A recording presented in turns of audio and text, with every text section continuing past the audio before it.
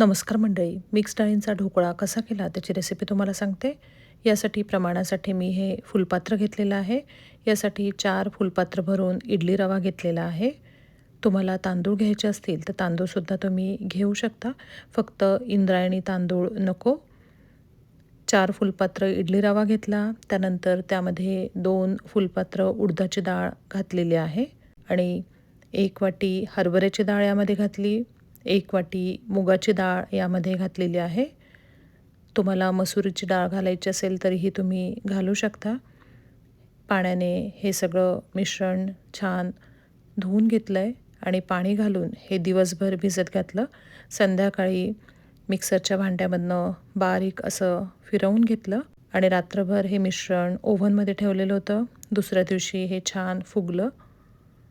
ह्याच्यामध्ये मी इडली रवा, नंतर उडदाची डाळ, हरभऱ्याची डाळ आणि मुगाची डाळ असं हे सगळं प्रमाण याच्यामध्ये घातलेलं होतं. त्यानंतर ह्यामध्ये हिरव्या मिरच्या आणि आलं ह्याचं वाटण करून या ढोकळ्यामध्ये घातलं.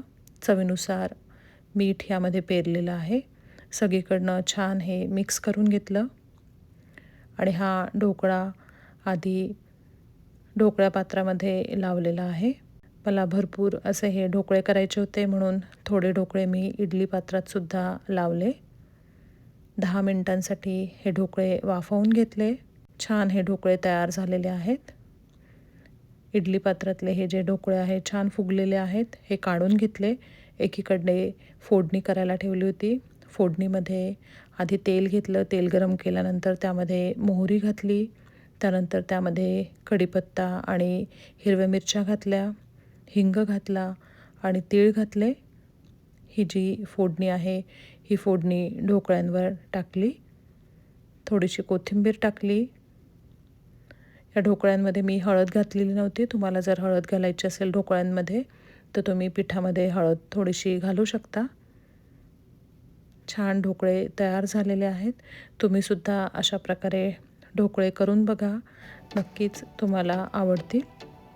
धन्यवाद.